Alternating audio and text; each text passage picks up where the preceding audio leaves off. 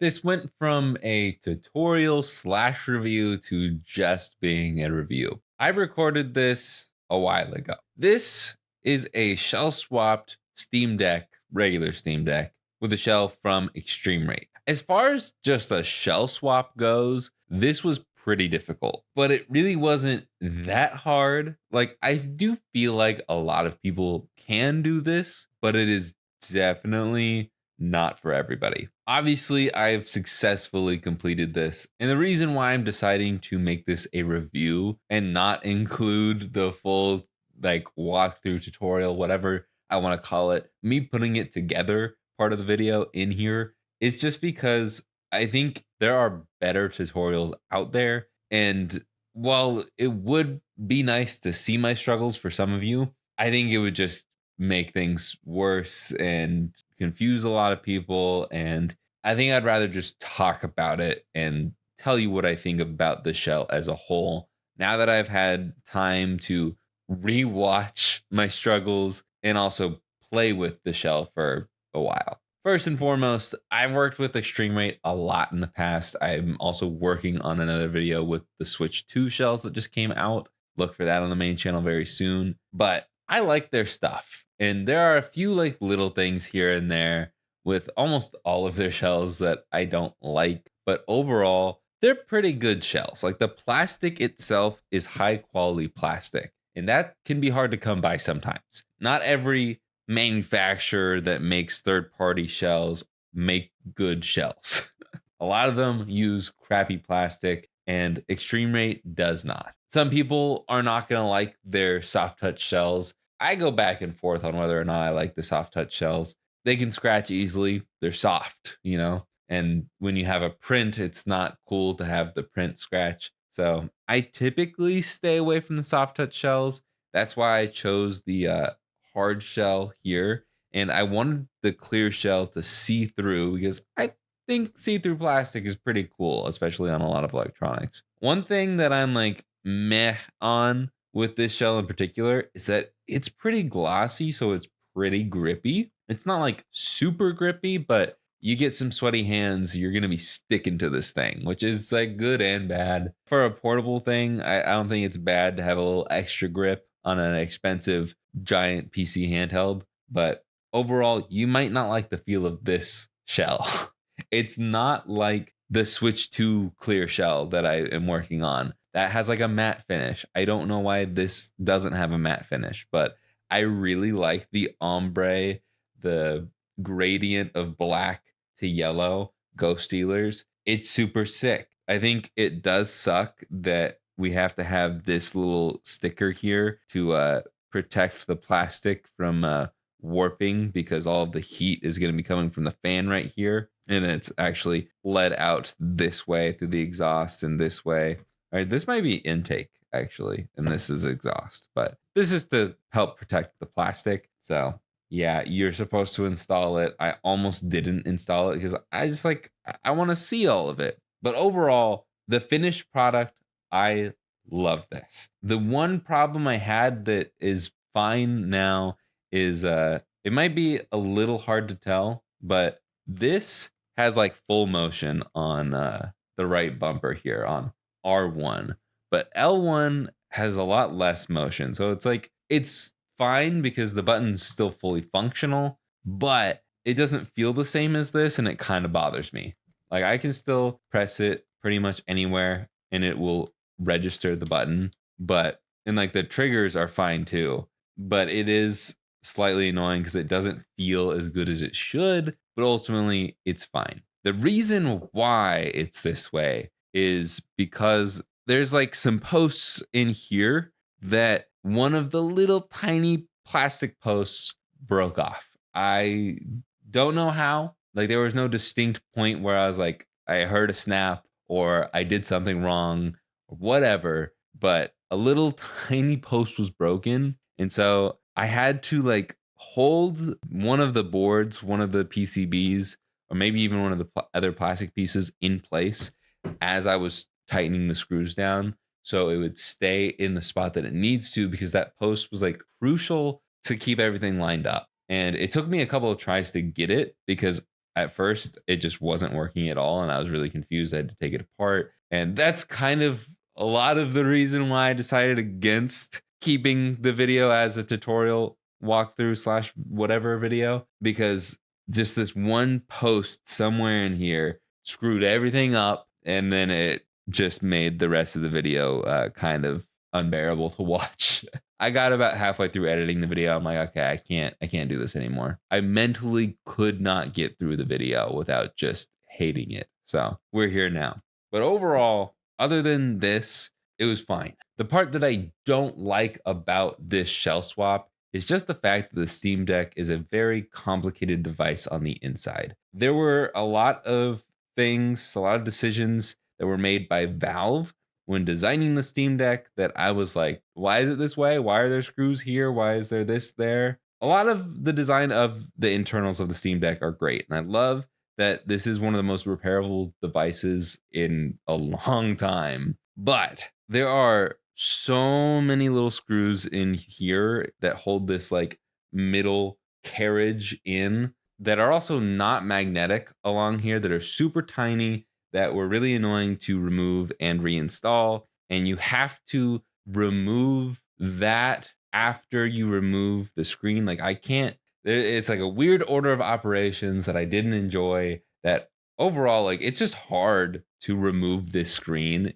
in general. You got to use a lot of heat. You got to be very patient.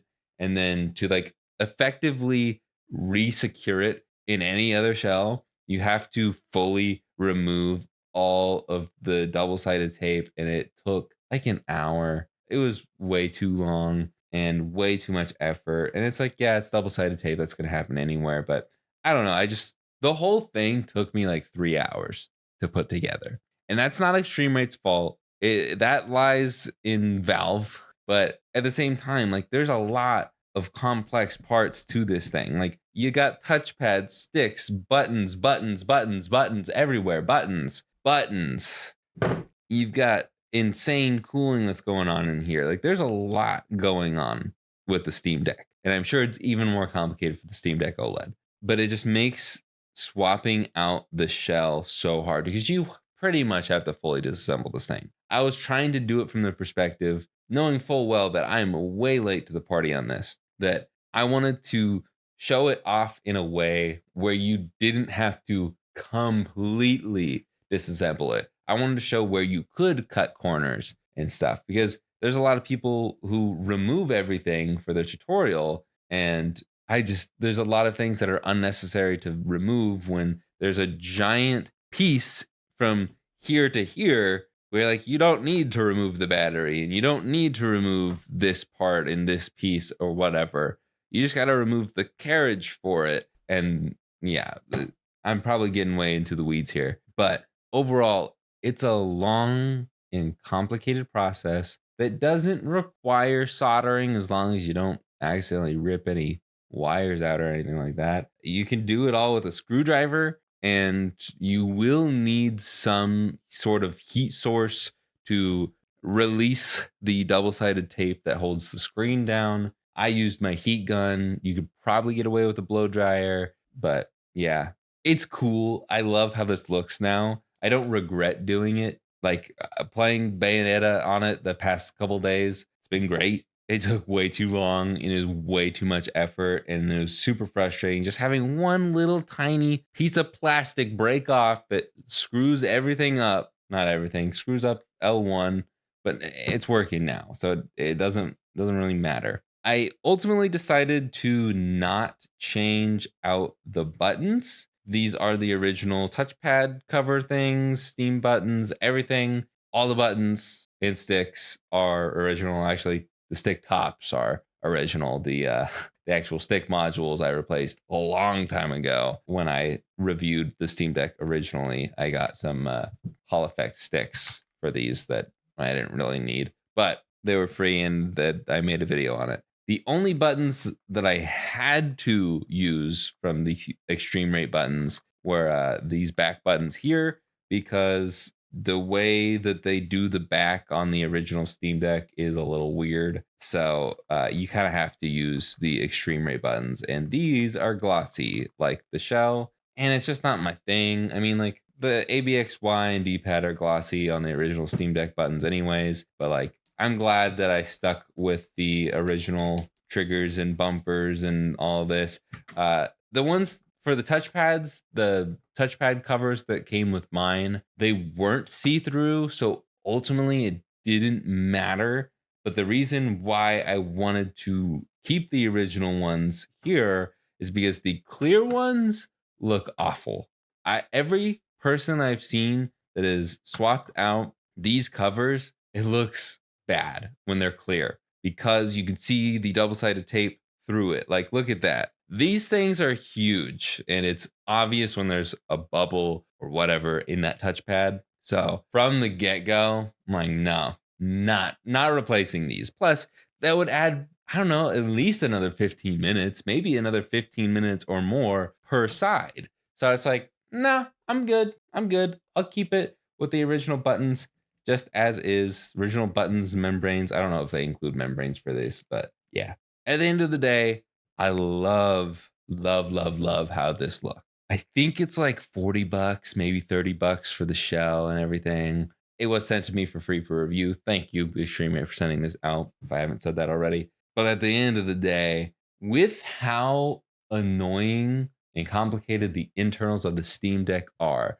again, not ExtremeRate's fault. The plastic breaking probably was, but it was just like literally the tiniest little post ever. And it was probably because Steam's original design had that post being that tiny. So maybe you could blame it on Steam Deck more than ExtremeRate, but I don't know. It didn't break on my Steam Deck original shell. It broke on my ExtremeRate shell. Anyways, hopefully it doesn't happen to you. But overall, I think the quality of the shell is good. It's just the fact that it is so complicated and there's so many parts to remove in this device that if I didn't get it sent to me for free, I don't think I would have done it. And I can prove that to you because I've had this sitting in this office for many months because I just didn't want to do it. Like, I watched the Dang It Jeff video. I love his channel, by the way. But watching that video just made me not want to touch the shell swap with a 10-foot pole, maybe even a 20-foot pole.